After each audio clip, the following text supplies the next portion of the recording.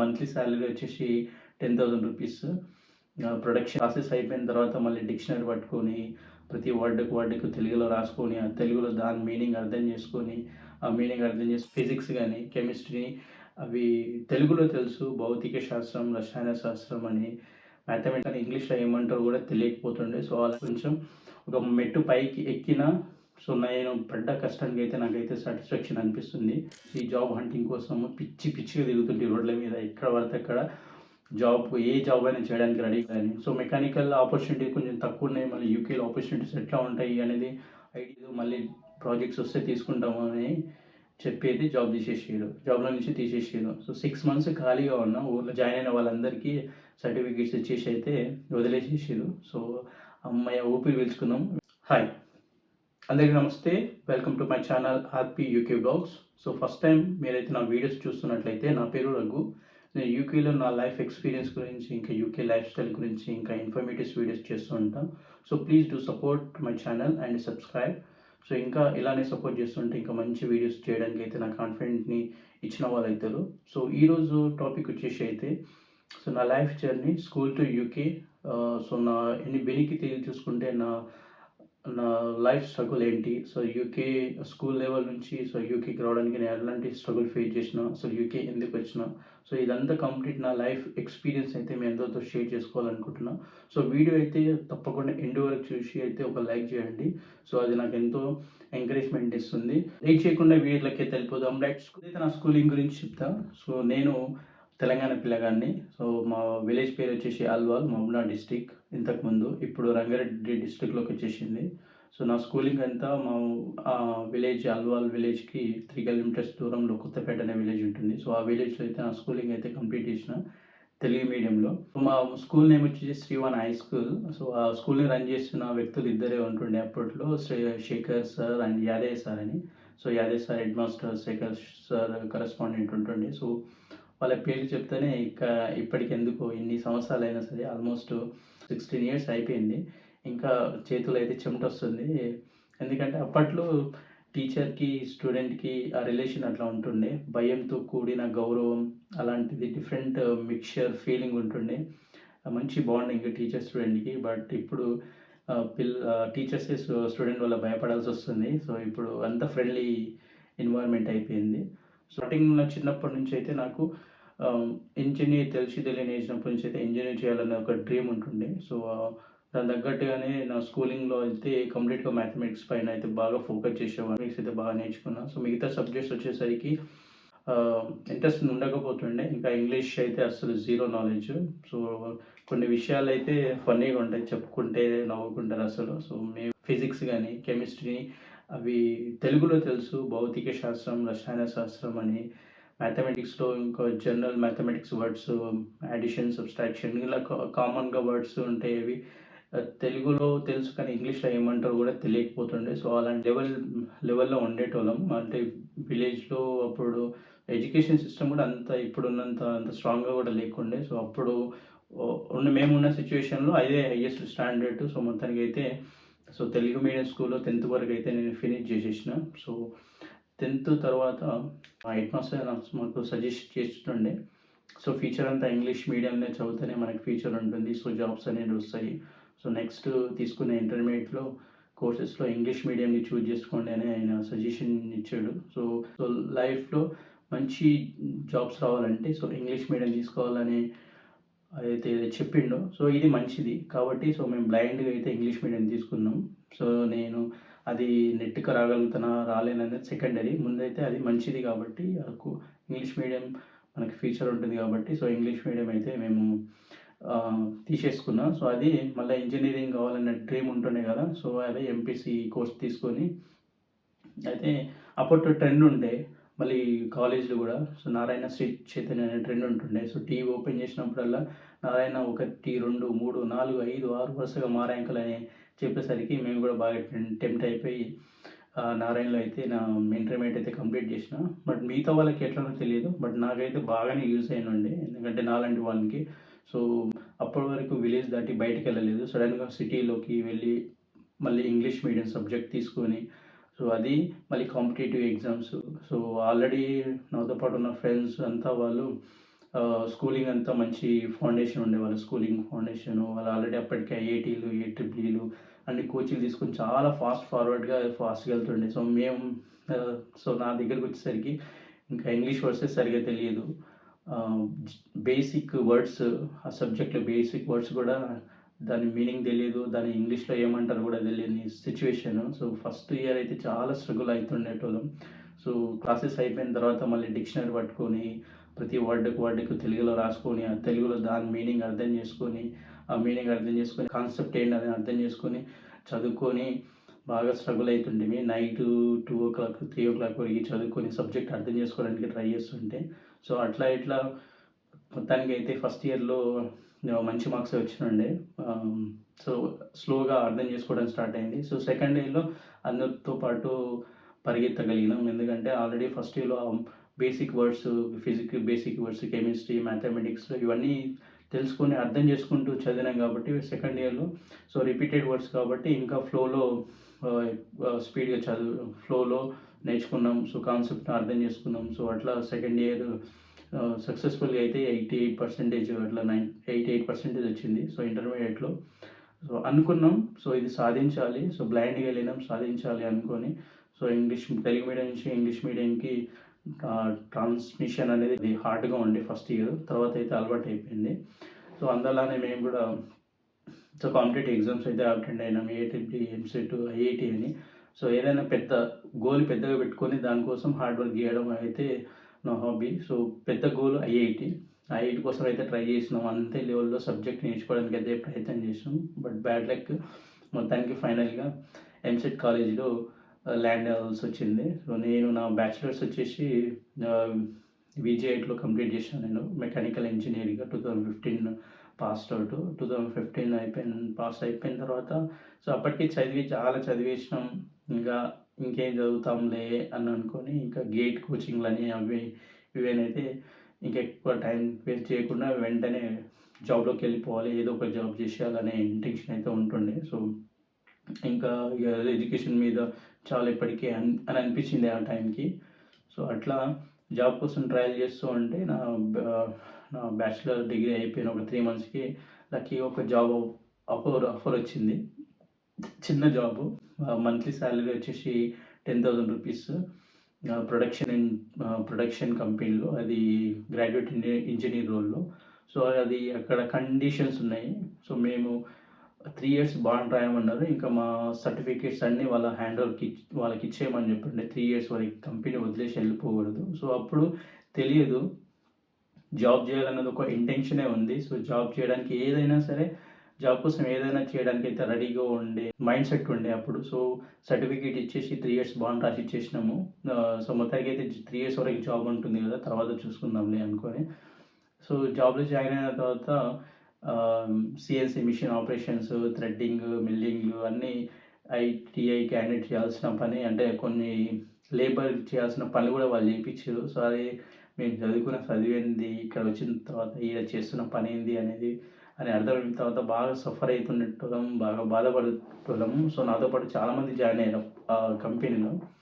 So బయటికెళ్ళే బయటికెళ్ళే chance లేదు. So అందులోనే చేయాలి. 3 ఇయర్స్ అది కూడా చాలా తక్కువ సాలరీస్ తోటి ఇంకా బ్యాచిలర్ డిగ్రీ తీసుకొని అలాంటి జాబులు చేయడం అంటే అసలు ప్రతిరోజు టార్చర్ అనిపిస్తుండే. ఎప్పుడు వెళ్ళిపోవాలి కంపెనీ నుంచి అని. సో వెళ్ళిపోవడానికి ఛాన్స్ లేదు. సో లక్కీగా దేవుడు దయ వల్ల మాకు కొన్ని రూట్స్ ఓపెన్ అయినాయి. సో కంపెనీలో కొన్ని ఇష్యూస్ రావడం వల్ల సో జీఈటీ ట్రైనీ ఇక జాయిన్ అయిన వాళ్ళందరికీ సర్టిఫికేట్స్ ఇచ్చేసి అయితే వదిలేసేసారు. సో హమ్మయ్య! ఊపిరి పీల్చుకున్నాం. వెంటనే 6 మంత్స్ లోపలే మేము జాయిన్ అయిన 6 మంత్స్ లోపలే ఈ ఇష్యూ జరగడం వల్ల మేమైతే లక్కీగా బయటకొచ్చేసి నాకు మళ్ళీ కొత్త ప్రపంచం చూస్తున్న ఫీలింగ్ వచ్చినుండే. సో అక్కడి నుంచి మళ్ళీ హైదరాబాద్ వచ్చేసి ఒక 2 మంత్స్ మళ్ళీ జాబ్ కోసం సెర్చ్ చేసి సో ఇప్పుడు ఆ ప్రొడక్షన్ సైడ్ అట్లా కాకుండా సాఫ్ట్‌వేర్ సైడ్ వెళ్దాం. సో మెకానికల్ రిలేటెడ్‌వి కొన్ని సాఫ్ట్‌వేర్ నేర్చుకున్నాను నేను. క్యాటియా, ఆటోక్యాడ్, సాలిడ్వర్క్స్ అని, క్రియో అని అన్ని డిజైన్ సాఫ్ట్‌వేర్ టూల్ నేర్చుకునుంటి. సో దాని రిలేటెడ్ ఏదైనా జాబ్ చేస్తే మనము సాఫ్ట్‌వేర్ టెక్నికల్ సైడ్ ఉంటాము. ప్లస్ మన సబ్జెక్ట్‌ని యూజ్ చేసుకోవచ్చు అనే ఇంటెన్షన్ తోటి అయితే ఒక వేరే కంపెనీలో జాయిన్ అయ్యానండి. సేమ్ అది కూడా సాలరీ వచ్చేసి 14,000 పర్ మంత్ ఉండే.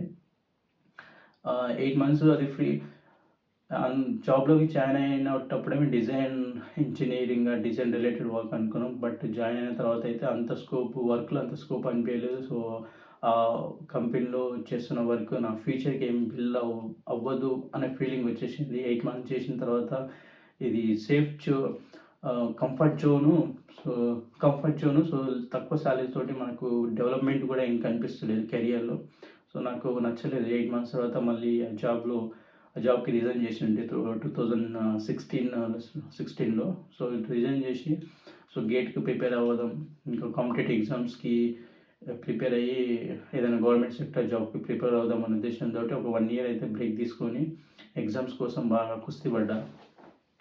సో, బ్యాడ్ లక్ ఈ ఈ జాబ్ రాలేదు. సో, 1 ఇయర్ ఆల్రెడీ జాబ్ కోసం ట్రై చేసి మళ్ళీ అలసిపోయినా. సో, మళ్ళీ జాబ్ చేయాలి. సో, ఫైనాన్షియల్‌గా మళ్ళీ స్ట్రగుల్ అనిపించింది. సో, అట్లా ఆల్రెడీ ఇంతకుముందుకు నేర్చుకున్న సాఫ్ట్‌వేర్స్ ఉన్నాయి కదా! ఆ సాఫ్ట్‌వేర్ తోటి ఏదైనా డిజైన్ ఇంజినీర్ రోల్ కోసం ట్రై చేద్దామని ఒక 2 మంత్స్ అయితే మళ్ళీ ఈ ఫోకస్డ్‌గా కూర్చొని జాబ్స్‌కి అప్లై చేయడం స్టార్ట్ చేస్తుంటే, సో, లక్కీగా సైంట్‌లో నాకు contract role design engineer role వచ్చిండే 6 మంత్స్ కాంట్రాక్ట్. అది 2017లో నేను సైంట్‌లో జాయిన్ అయినంటే 6 మంత్సే అది. 6 మంత్స్ తర్వాత మళ్ళీ అవసరం లేకపోతే తీసేస్తామన్నారు వాళ్ళు. సో 6 మంత్స్ అయితే కంటిన్యూ చేసిన తర్వాత వాళ్ళకి ఇంకా ప్రాజెక్ట్స్ ఎక్స్టెండ్ అవ్వడం వల్ల నన్ను బెంగుళూరు ఆన్ సైట్‌కి పంపించుండే. సో, అక్కడి నుంచి కొంచెం కెరియర్ అనేది ఫాస్ట్‌గా వెళ్ళడం స్టార్ట్ అయింది. సో, నేను బెంగుళూరుకి మూవ్ అయిన తర్వాత ఆన్ సైట్ కొలిన్స్ ఏరోస్పేస్‌లో అయితే వర్క్ చేసిన 3 ఇయర్స్. సో, అప్పటివరకు ఓకే. లైఫ్ కొంచెం బెటర్‌గా వెళ్తుంది అని అనుకున్నా. సో, అప్పుడు ప్యాకేజ్‌లో వచ్చేసి 4 లాక్స్ అట్లా ఉంటుండే పర్ యానమ్. సో, నా ఫస్ట్ సాలరీ వచ్చేసి 1.2 లాక్స్ నుంచి స్టార్ట్ అయింది. అంటే పర్ మంత్‌కి వచ్చేసి 10,000 నుంచి ఇప్పుడు 30,000 ఆఫ్టర్ 3 ఇయర్స్ తర్వాత 2017 తర్వాత. సో, ఆ జాబ్‌లో అయితే కొంచెం ఓకే. సేఫ్ జోనే అనిపించింది. సో, కెరియర్ కూడా నా కెరియర్‌కి యూజ్ అయ్యేటిది. ఫ్యూచర్ ఆపర్చునిటీ వచ్చి జాబ్ చేస్తున్నాను సాటిస్ఫాక్షన్ తోటి కంటిన్యూ చేసిన 3 ఇయర్స్. సో, అంతలోనే కోవిడ్ వచ్చేసి మళ్ళీ లైఫ్‌నంతా అన్‌బ్యాలెన్సింగ్ చేసేసింది. సో, 2020లో కోవిడ్ వచ్చిన తర్వాత ప్రాజెక్ట్‌లన్నీ ఆగిపోయినాయి. సో, ఆన్ సైట్‌లో ఉన్న వాళ్ళందరినీ మళ్ళీ నేను హైదరాబాద్ వెళ్ళిపోయినాం. సో, ప్రాజెక్ట్స్ లేవు, వర్క్ లేదు. సో, 1 మంత్ మమ్మల్ని అందరినీ బెంచ్ పైన కూర్చోబెట్టేసి 1 మంత్ నోటీస్ ఇచ్చేసి అయితే తీసేసిర్రు 2020లో. సో, జాబ్ లేదు, మళ్ళీ ప్రాజెక్ట్స్ వస్తే తీసుకుంటాము అని చెప్పేది జాబ్‌లో నుంచి తీసేసిర్రు. సో, 6 మంత్స్ ఖాళీగా ఉన్నా. ఊర్లోనే ఉండి అసలు ఇరిటేషన్ ఉంటుండే. మరి జాబ్స్ కోసం ఆపర్చునిటీ లేవు. మెకానికల్స్ ఫీల్డ్‌లో మన హైదరాబాద్‌లో స్కోప్ చాలా తక్కువ ఉంటుంది. జాబ్ ఆపర్చునిటీ చాలా తక్కువ ఉంటుంది. ఉన్న ఒక జాబే పోతే మళ్ళీ ఇంకో జాబ్ తెచ్చుకోవడం చాలా కష్టము. సో, లక్కీగా మళ్ళీ ఒక 6 మంత్స్ తర్వాత 2021లో మళ్ళీ కాల్ వచ్చింది. సో, ప్రాజెక్ట్స్ వచ్చినాయి. మళ్ళీ మిమ్మల్ని రీజాయిన్ చేసుకుంటున్నామని. సో, హ్యాపీగా ఫీల్ అయ్యి జాయిన్ అయినా. మళ్ళీ ఒక 6 మంత్స్ నడుస్తూ ఉంది 2021 నుంచి. తర్వాత ఒక 3 మంత్స్ నడిచిన తర్వాత మళ్ళీ వెంటనే ప్రాజెక్ట్స్ ఆగిపోయినాయి. మళ్ళీ బెంచ్ పైన కూర్చోబెట్టి ఆహ్, ఆహ్, మళ్ళీ అటు ఇటు అవుతుంది మళ్ళీ జాబ్. అసలు నాకు వెంటనే ఇదేంటి జాబ్‌లో తీసుకుంటున్నారు. అప్పుడు జస్ట్ పుట్టింది. జస్ట్ పుట్టిన ఒక 2 మంత్స్ తర్వాత జాబ్‌లో జాయిన్ అయినా. మళ్ళీ తర్వాత ప్రాజెక్ట్స్ ఆగిపోయినాయి. వర్క్ లోడ్ తగ్గిపోయింది. సో, పూల్‌లోకి మూవ్ చేసి బెంచ్ పైన మూవ్ చేసినుండే. సో, మళ్ళీ నాకు అనిపించింది అసలు ఇప్పటివరకైతే బ్యాచిలర్‌గా ఉండే. 2021లో నాకు 2020లో మ్యారేజ్ అయిపోయి 2021లో నాకు జస్విక పుట్టిన తర్వాత సో, ఆమె పెరుగుతూ ఉంది. సో, జాబ్ లేకుండా ఫ్యామిలీని హ్యాండిల్ చేయడం చాలా కష్టము. సో, జస్ట్ పెరుగుతూ ఉంటే ఇట్లనే ఇది ఫ్లక్చుయేట్ అవుతూ ఉండే జాబు పోతదా, ఉంటదా తెలియని జాబ్ కోసము చూసుకుంటూ సో, ఆమెకు మంచి కెరియర్ ఎట్లా ఇవ్వగలుగుతా నేను అనిపించి సో, ఏదైనా ఇంక పెద్ద డెసిషనే తీసుకోవాలి ఈ టైంలో. సో, అంటే మన హైదరాబాద్ లొకేషన్‌లో అయితే జాబ్ ఆపర్చునిటీస్ లేవు. సో, మేము వర్క్ చేసే క్లయింట్స్ అందరూ సేమ్ అదే వర్క్ చేస్తున్నారు. ఇంకా బెటర్ లైఫ్ స్టైల్‌లో ఉన్నారు. ఇంకా వాళ్ళకి ప్యాకేజ్ కూడా బాగుంటది. మనం ఎందుకు అక్కడికెళ్ళి అదే వర్క్ చేయకూడదనే థాట్ అయితే బాగా మైండ్‌లో ఫిక్స్ అయిపోయింది. సో, స్టార్ట్ చేశా నేను 2021 ఏప్రిల్‌లో మేలో రిసర్చ్ చేయడం స్టార్ట్ చేసిన. ఏ కంట్రీకి వెళ్తే బాగుంటది. తీసుకునే డెసిషన్ ఇప్పుడే తీసుకోవాలి. తర్వాత ఫర్దర్‌గా తీసుకుంటే జస్ట్ ఇక కొంచెం 4-5 ఇయర్స్ అయిన తర్వాత మళ్ళీ అప్పుడు ఏం చేయలేం, ఎక్కడ ఉన్నామో అక్కడే ఉండాల్సి వస్తుంది. సో ఏదైనా సరే ఆమె స్కూల్ ఏజ్ వచ్చే టైంకి మనం ఏదైనా చేయొచ్చు, ఏదైనా ఎక్స్పెరిమెంట్ చేయొచ్చు అనే థాట్ తోటి నేను అయితే రీసెర్చ్ చేయడం స్టార్ట్ చేసిన. యూఎస్ఏ, కెనడా, ఇంకా జర్మనీ అనుకున్నా. యూకే ఫస్ట్ నా ఆప్షన్ లిస్ట్లో లేకుండే. సో ఆ కంట్రీస్ కోసం కన్సల్టెన్సీ వాళ్ళని మీట్ అవుతే నాకు already education gap 6 to 7 years gap ఉందని, సో ఆపర్చునిటీ అది మాస్టర్ సీట్ రావడం కష్టం అని చెప్పారు కెనడాకి, యూఎస్ఏకి. ఇంకా జర్మనీ ఆప్షన్ అనుకుంటే అది B2 level Germany language mandatory ఉంది. సో ఒకవేళ మనకు ఫ్రీ ఎడ్యుకేషన్ కావాలి అనుకుంటే, సో ఇవి కండిషన్ తోటి 3 కంట్రీలు డ్రాప్ అయిపోయింది. ఇంకా ఆప్షన్ ఏంటని వెతుకుతుంటే యూకే సజెస్ట్ చేస్తుండే. సో యూకే గురించి మళ్ళీ స్టడీ చేసి అసలు ఇక్కడికి వచ్చిన తర్వాత కంట్రీ ఎట్లా ఉంది. అప్పుడే కోవిడ్ అయిపోయిన తర్వాత ఒక రూల్ తీసుకొచ్చారు వీళ్ళు, PSW పోస్ట్ స్టడీ వర్క్ అని, వర్క్ వీసా అని. అది స్టడీ అయిపోయిన తర్వాత 2 years వరకు యూకేలో ఉండొచ్చు. సో మనం జాబ్ కావాలంటే జాబ్ కోసం ట్రయల్ చేసుకోవచ్చు, ఏదైనా వర్క్ చేసుకోవచ్చు అనే అడిషనల్ బెనిఫిట్ ఉంది. సో ఈ బెనిఫిట్ సో ఏదో మంచిగా ఉంది, ఇంతకుముందుకు లేకుండా అలాంటి ఆప్షన్. మాస్టర్స్ అయిపోయిన వెంటనే మనం ఒకవేళ జాబ్ వస్తూ ఉండాలి, లేకపోతే 6 months లోపు వెళ్ళిపోవాలనే కండిషన్ ఉండే. బట్ ఇప్పుడైతే PSW ఇంట్రడ్యూస్ చేసింది కాబట్టి ఒక బెటర్ ఆప్షన్ అనిపించింది. ఇంకోటి ఎడ్యుకేషన్ గ్యాప్ కూడా ఎంత ఉన్నా సరే మనకు మాస్టర్ చేయడానికి అయితే సీట్ అయితే ఇస్తున్నారు. ఇంకా ఇయర్స్ కూడా కండిషన్ లేదు. మన ఇంటర్మీడియట్ మార్క్స్ తోటి 80% ఉంటే ఇంటర్మీడియట్ మార్క్స్ బేస్డ్ని బట్టి ఇంగ్లీష్లో 80% ఉంటే ఆ మార్క్స్ బేస్డ్ పైన అయితే మనకు మాస్టర్ సీట్ వస్తుంది. సో అన్నీ నాకు యూజ్ అయ్యేటట్టుగా ఉన్నాయి. సో నాకు కరెక్ట్ ఆప్షన్ అనిపించింది. ఇంకోటి మాస్టర్స్ కూడా 2 years కోర్సెస్ కాకుండా 1 year కోర్స్ ఉంది కాబట్టి ఆ 1 yearలో నేను మాస్టర్ డిగ్రీ అయిపోగొట్టేసుకొని సో మళ్ళీ జాబ్ హంటింగ్ కోసం ట్రై చేయొచ్చు. సో 2 years నాకు టైం ఉంటుంది PSW కాబట్టి జాబ్ కోసం ట్రై చేసుకుని, నాకు ఆల్రెడీ ఎక్స్పీరియన్స్ ఉంది కదా, ఎక్స్పీరియన్స్ బేస్ పైన జాబ్ తెచ్చుకోవాలి అనే గోల్ తోటి అయితే యూకేకి వచ్చేసినండి 2022 జనవరిలో. సో నేను మళ్ళీ అప్పుడు ఒక కన్ఫ్యూషన్, మళ్ళీ కోర్స్ ఏం తీసుకోవాలి అనేది. సేమ్ ఇప్పటివరకు చేస్తున్న వర్క్ ఎక్స్పీరియన్స్ కోర్స్ తీసుకోవాలా, డిఫరెంట్ ఫీల్డ్ వెళ్ళాలని. సో మెకానికల్ ఆపర్చునిటీ కొంచెం తక్కువ ఉన్నాయి, మళ్ళీ యూకేలో ఆపర్చునిటీస్ ఎట్లా ఉంటాయి అనేది ఐడియా లేదు.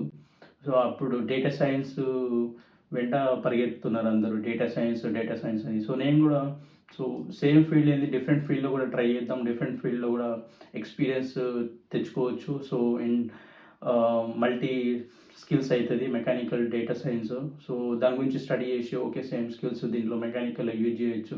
సో రిలేటెడ్ అనిపించింది. సో డేటా సైన్స్, పైథాన్ కూడా డిమాండ్ ఉన్న సాఫ్ట్వేర్. సో అట్లా డేటా సైన్స్లో మాస్టర్ చేయడానికి అయితే వచ్చా. సో సబ్జెక్ట్ వైజ్గా జీరో నాలెడ్జ్, బట్ ఇక్కడికి వచ్చిన తర్వాత రాకంటే ముందు మళ్ళీ ఫైనాన్షియల్ స్ట్రగుల్స్ ఉండే. సో నేను ఎడ్యుకేషన్ లోన్ రాలేదు నాకు. సో పర్సనల్ లోన్ తీసుకున్న 10 lakhs నా దగ్గర ఉన్న మనీ తోటి అడ్జస్ట్మెంట్ అయ్యి చేసుకొని ఒక 1 month ఉండడానికి మాత్రమే తెచ్చుకున్నాను, ఒక 30,000 వరకు. సో నాకు చాలా డెడ్ లైన్స్, కమిట్మెంట్స్ ఉండే. పర్సనల్ లోన్ తీసుకున్నాను కాబట్టి ఇమ్మీడియట్గా EMI కట్టాలి 25,000. ఇంకా హాఫ్ మనీ కోసం పర్సనల్ లోన్ తీసుకున్న ట్యూషన్ ఫీజు కోసం.